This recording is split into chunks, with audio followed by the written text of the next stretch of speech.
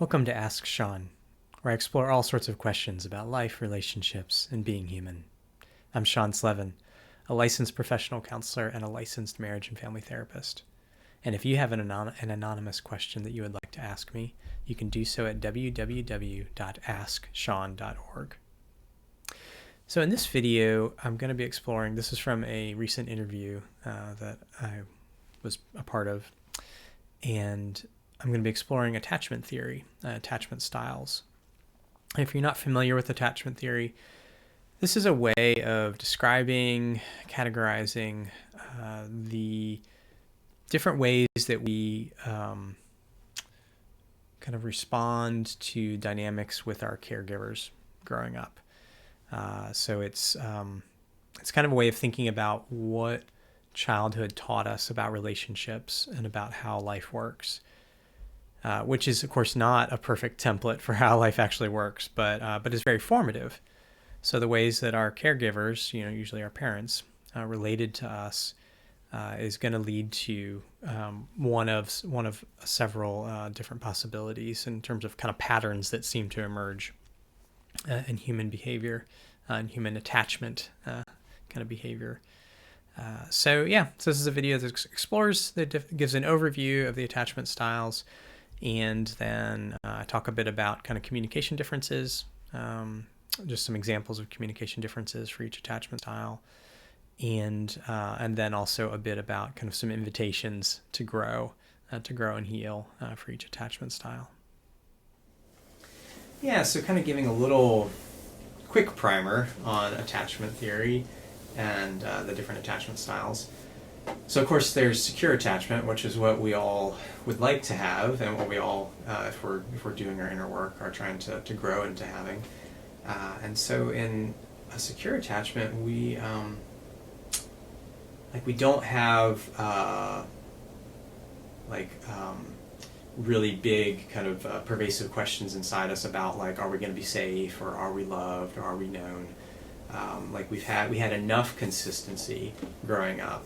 Not perfect consistency, but enough consistency, or what is sometimes called good enough parenting, such that we're more confident than not that the world can be a safe place, that people can know us, that can care about us, that we're lovable, and that's a really lovely place to be psychologically. And the good news is that even if we didn't grow up with a secure attachment, it is something that we can grow into in adulthood. Where we can do hard work and therapy over time to really help repair kind of those deep wounds, so that we can grow into that more secure place. So some of the other attachment styles, so there's avoidant and anxious, and then disorganized. And there's some variation in terms of the terminology for these, but those are the terms that we'll be using today. So avoidant, as is a very, very appropriate descriptive term, this is an attachment style where either through the presence of yuckiness, or more typically with avoidant, I would say kind of the absence of connection, this child learns to try to kind of not want connection. And this is, in my experience, this is going to tend to coincide with certain personality mixes. So I think attachment style and our personality mix, I think there's some overlap there, because different personality mixes bring certain strengths and weaknesses. And so whatever the gaps in our background are, and in the parenting we receive, we're going to lean on our strengths to try to cope, to try to figure out how to survive. So personality mixes that maybe are a bit more oriented towards not being as emotional, sort of more oriented towards thinking, maybe a bit more introverted perhaps.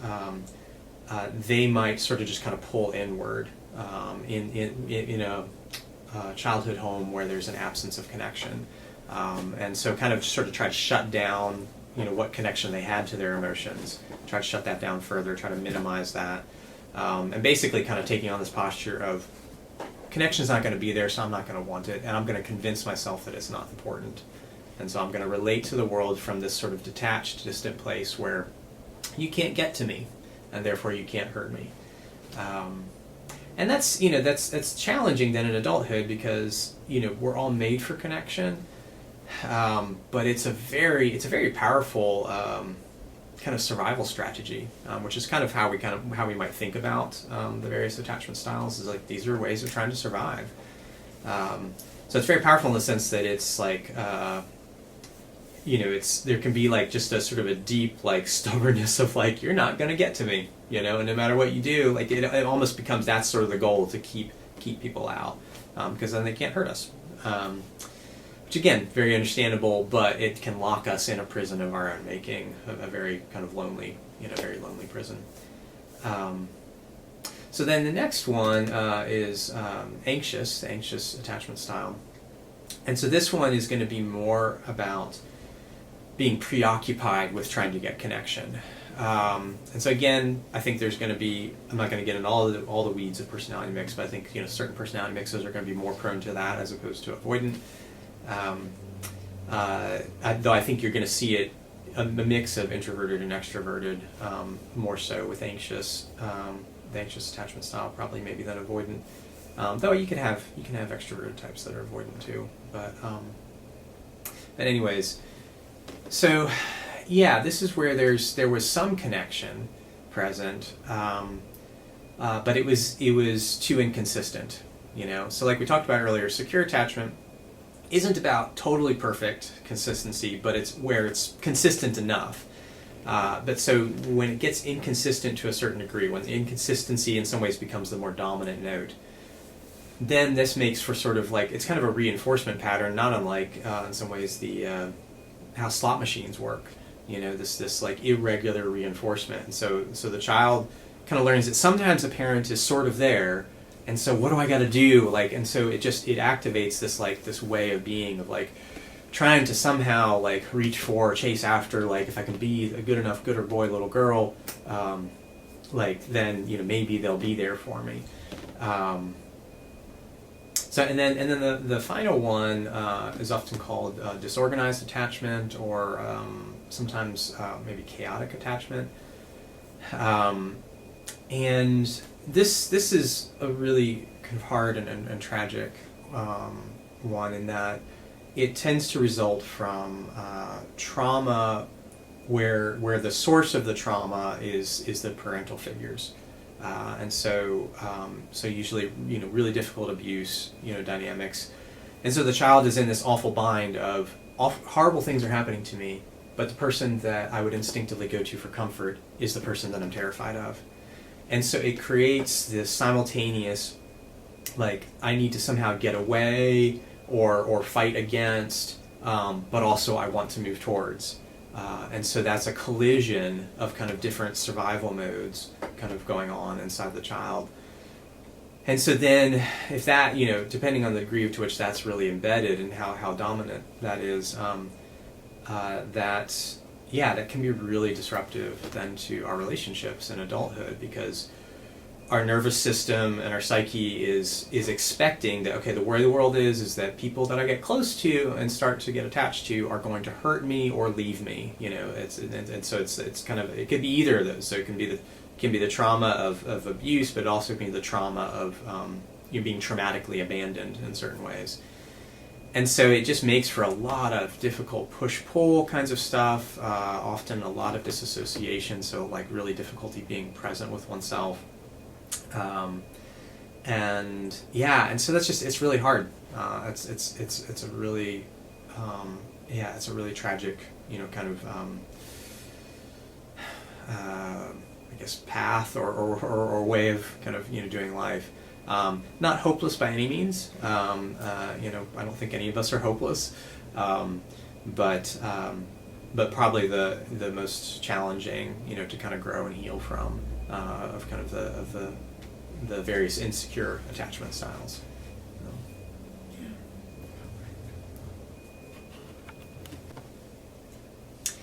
So thinking a bit about then how do these different attachment styles kind of do communication? How do they do conflict kind of with one another? So, and I guess it's a little tricky.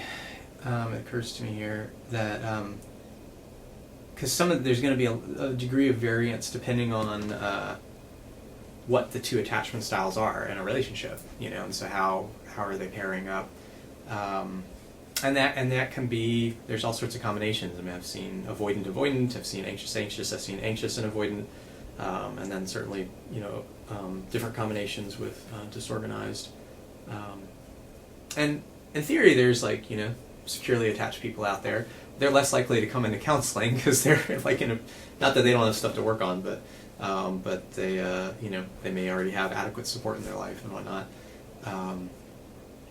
So I'll probably, I think, focus more here on thinking about the various kind of insecure attachment styles. So thinking about avoidant, kind of how an avoidant attachment style person would approach communication, how they would approach conflict. I mean, they're going to be avoidant, as their name implies, of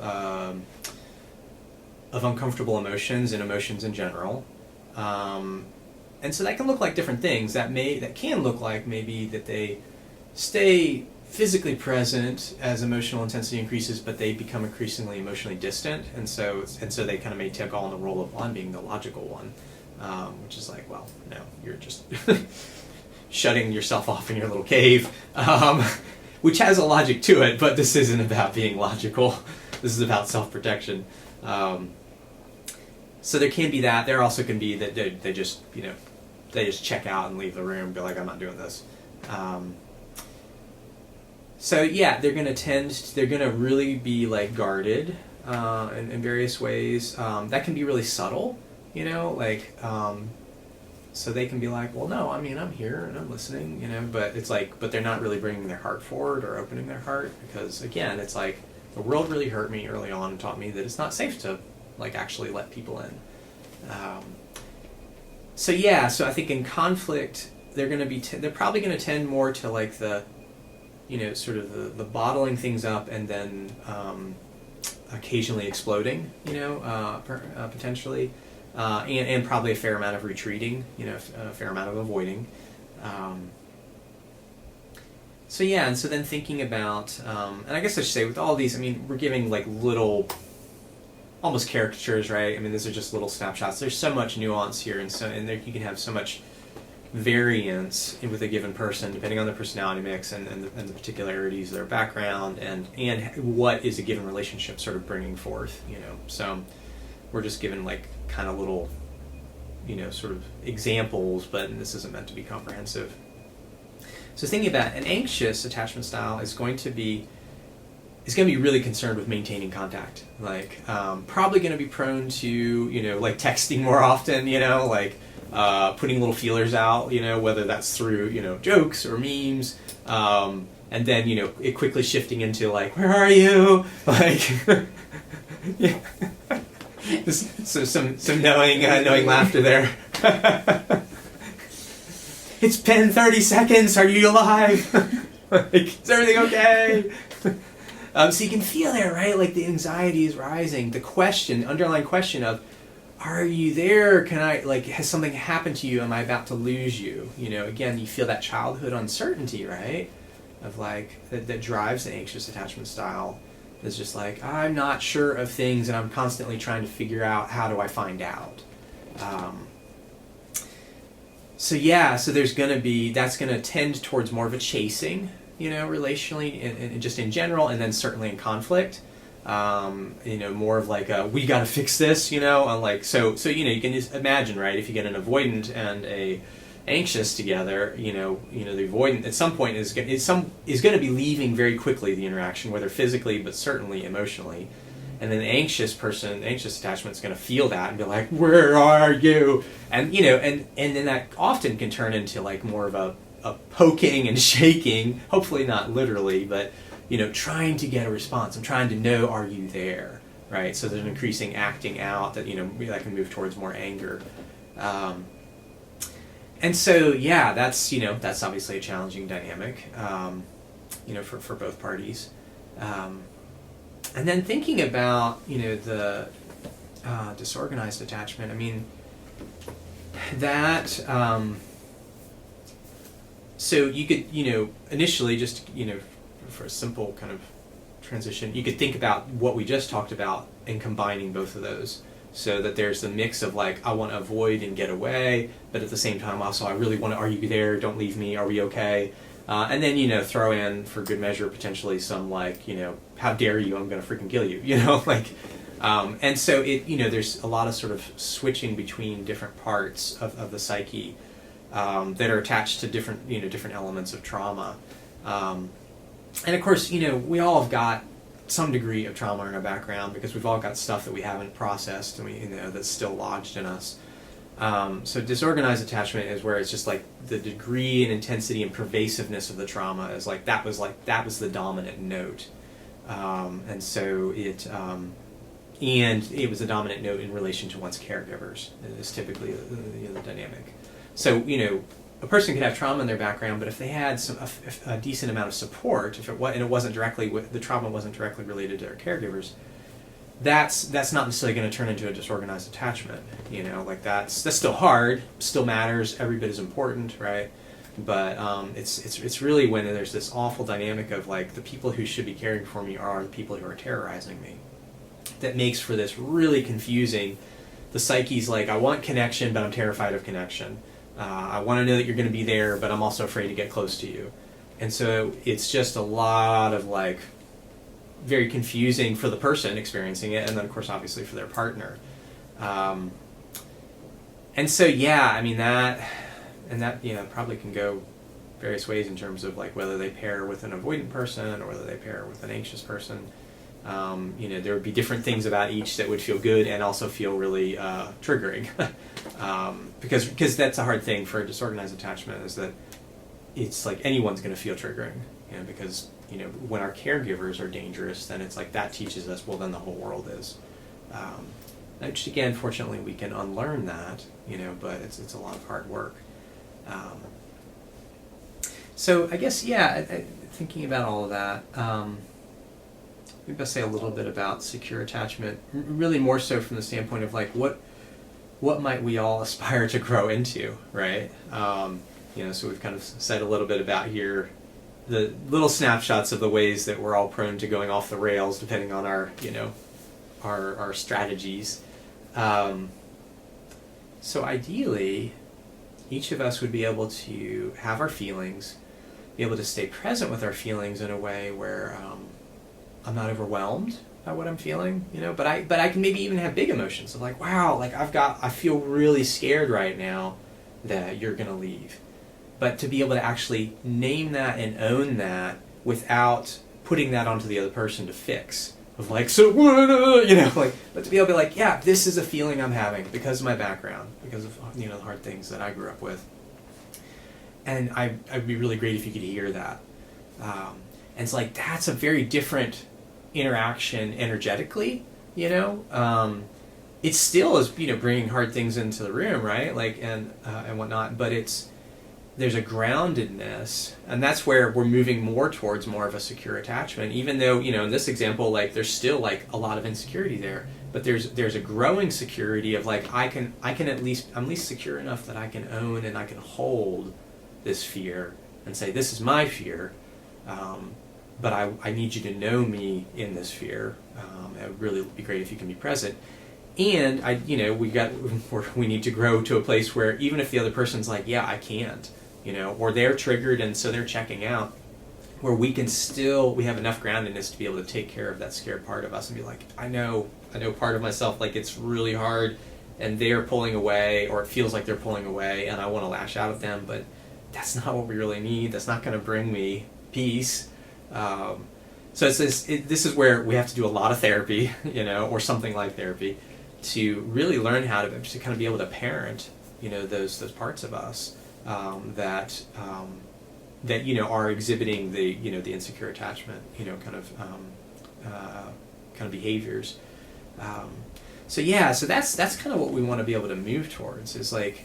And as we grow in that, we're becoming more secure, there's more and more capacity to be able to talk about hard things and be like, yeah, I really don't agree with, your decision to, whatever, take that job. Like, but, you know, I hear that it's really important to you, and so I'm really freaking conflicted about that, you know, like, because I have these misgivings that I have stated, and, you know, you've said that you've heard them, and you're making this decision anyway, and so this is hard, you know, like, and so, you know, there can be energy around that, but it can be in the room, but it's not shifting into that, like, oh my gosh, and what the bleep and hell, you know, where we're coming from that, you know, that wounded kind of younger part, right?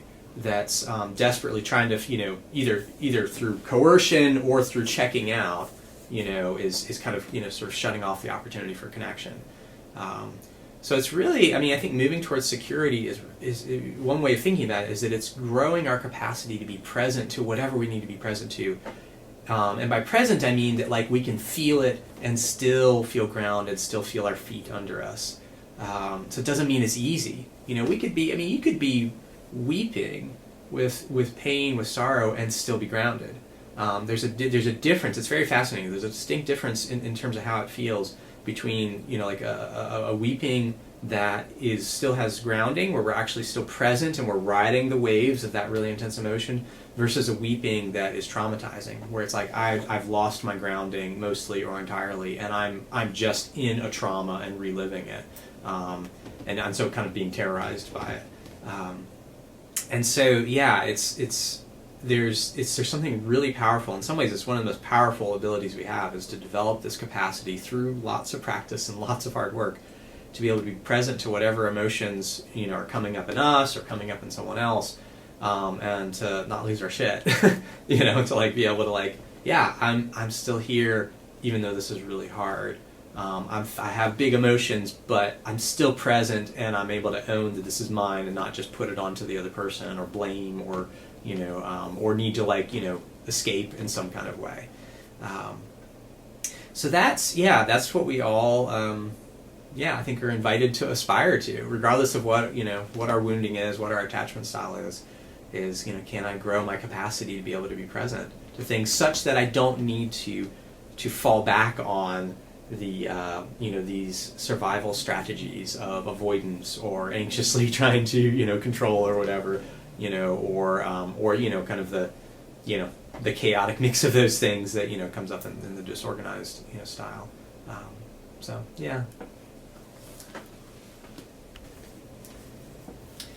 So then thinking a little bit more about, like, what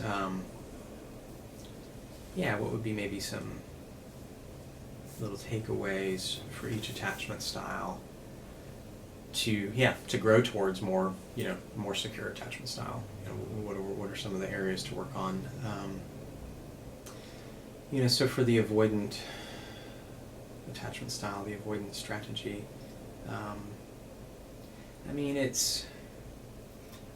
the invitation there is to start to open our heart to being hurt, which is going to inevitably very quickly take us to starting to engage the original pain. So as I say that, then in terms of thinking about a starting place, I might even back it up further. I might say to someone, depending on their degree of, you know, kind of how heavily they are avoidant, you know, kind of in that strategy, in that style, that attachment style, is I might invite them just to start to kind of ponder, like, could they let their emotions matter? I'd probably be exploring with them, like, you know, what does that bring up? You know, does that bring up a lot of resistance, you know, like, and that might be a place that somebody has to hang out for a while. I think healing for avoidant types, I guess the words I want to say is it's particularly slow. I don't mean that in any pejorative way. So I was trying to think of, like, is there a different way I would put that? But it just I think it takes a lot more time, because it's more a strategy of being immobile, if you will. Even though, you know, there can be a mobilizing around, you know, fleeing. You know, emotion-wise, energetically-wise, it's more about, like, you're never getting in. You know, like, I'm going to be the, you know, impenetrable wall, the immovable rock. Whereas the anxious style is a much more, I think, mobilizing attachment style, which, you know, has its costs, right? Because of the, like, where are you? You know, and, like, the intensity and persistence of that. But it does lend itself also to, I think, progressing relatively quicker. Still takes way longer than we would ever wish, right? But I think it does tend to, I think, move a little quicker in terms of kind of the healing process, because there's just the nature of it is it's so oriented towards connection. Whereas for the avoidant, part of the challenge is just, can I start to let myself admit that I want connection? You know, can I open myself to even that possibility? Can I, and then, you know, engaging potentially with sort of the disdain, the disgust, the shame that I feel about wanting connection, all whatever ways that we use to sort of shut down, you know, kind of that part of ourselves. So yeah, so I think, you know, in terms of improving communication, like, to really communicate, we have to open our hearts. Otherwise, you know, we're just, I mean, yeah, I guess it's technically a communication if, you know, you're just exchanging, you know, logistical data. I will be here at this time. But it's like, yeah, I mean, a robot can do that. I mean, you know, like, you know, I mean, you know, we've automated all those things already. You know, so depending on how depending on how we're defining communication, I mean, I would be inclined to define communication more so in that, like, there's some degree of, like, realness showing up, right? Like, that there's a sense of, like, oh, I feel you as a person. Like, not that I have to know every intimate, you know, emotional, you know, contour of your life, but, like, I can feel your heartbeat in a sense, you know, there, you know, across from me. And so, yeah, for the avoidant style, it's like, it's the whole, you know, approach to self-protection is like, I'm not going to let that matter, and I'm sure as hell not going to let somebody into that. Like, that's crazy. Why would I do that? They're just going to hurt me. You know, I'm just going to, you know, be hurt or left or whatever, and, like, which is, you know, in some ways it's a very similar dynamic in that regard to the disorganized. But the avoidant is just this sort of very, you know, cold, clear, you know, this is how it is. Whereas the disorganized is all sorts of ambivalence of, like, I don't want to let anyone in, but I also desperately do, you know, so it's like, that's where there's so much, you know, kind of push-pull there. So yeah, I would invite, you know, someone with an avoidant style to just start to ponder, like, could I let my emotions matter a little bit? Could I let myself admit that I do want connection, maybe a tiny bit? You know, basically anything turning in that direction, you know, is going to be good. Turning towards connection, admitting that connection might be important to oneself. So for the anxious style, the anxious strategy, yeah, there's a couple of things that come to mind. So the anxious style is very driven towards connection, right? But there's this dynamic of, like the connection's never enough. There's an insatiable quality, you know, to that. And so that would be one of the things that in an anxious style we have to get curious about. Is like, in what ways am I not nourishing myself? In what ways am I not taking responsibility for caring for that scared part of me that's afraid that connection will go away, or that connection will hurt me, or whatever? Like, how am I unconsciously kind of doing to myself the thing that was done to me? You know, that's the interesting thing. You know, in the anxious style, we're very oriented to, like, okay, there's somebody or something outside of me that's gonna, like, solve my, you know, and make me feel secure.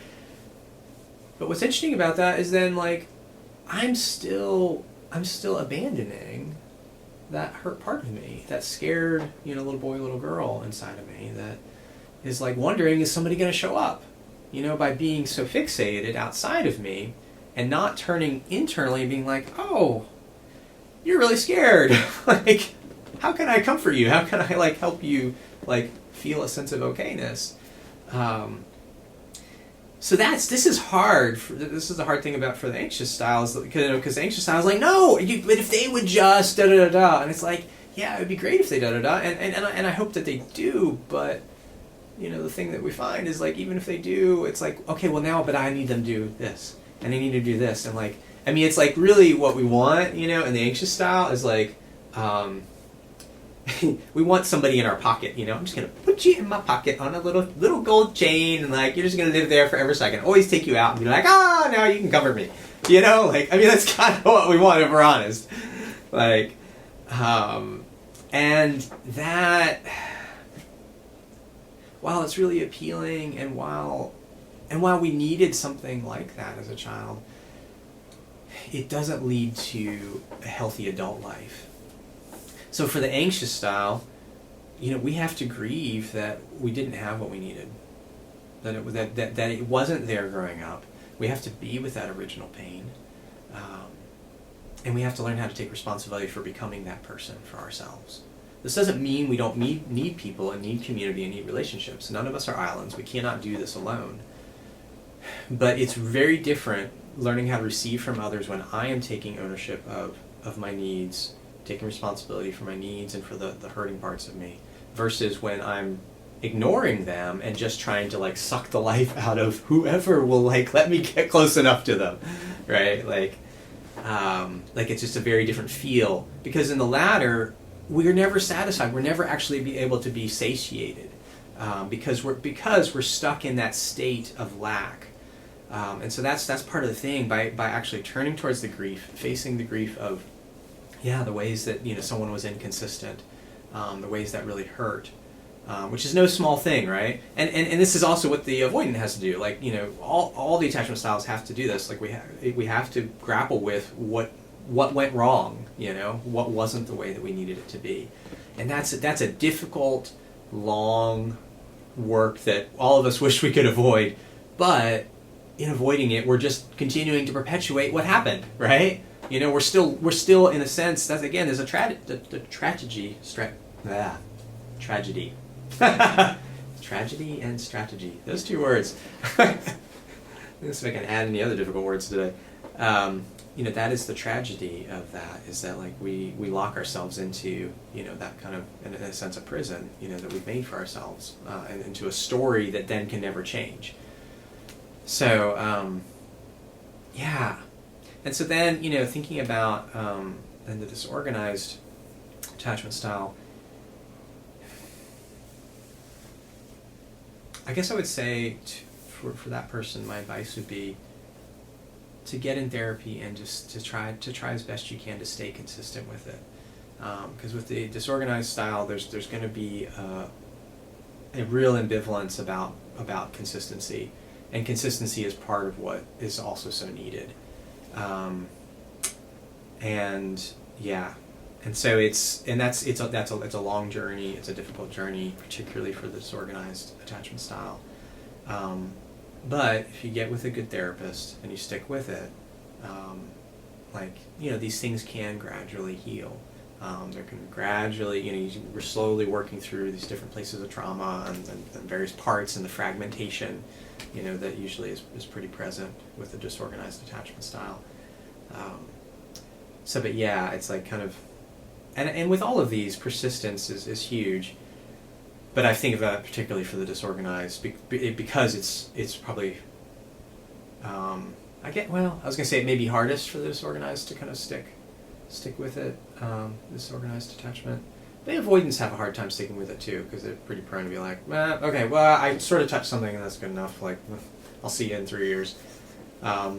You know, like, and you know, like, sometimes that's how it has to go, like, you know, so that's part of, again, where it just, the process is slower, you know, often for, in that regard for avoidant, and it is, you know, it also is also very slow for disorganized, kind of for similar but different reasons. So yeah, I'm trying to think if I would have a thought to kind of sum all these up, tie them together. I mean, what is in common for all of us, regardless of our attachment style or, you know, the complexities and traumas and whatnot, is our personality mixes. We have to face our pain. We need help doing that. Learning how to bear it and feel it, grieve it, be with it, and we have to take responsibility for learning how to be there for ourselves, not in some kind of like, therefore I'm not going to need relationships, right? But how do I be with myself so that I can open my heart to relationships more, so that I can be present to uncertainty more? You know, that would be for the anxious one, right? Particularly, but although, I mean, uncertainty is a factor in the other two as well, but just as, you know, different flavors. Um, so yeah, it's like that getting support, facing our pain, and taking ownership, taking responsibility for for taking care of ourselves and helping ourselves heal.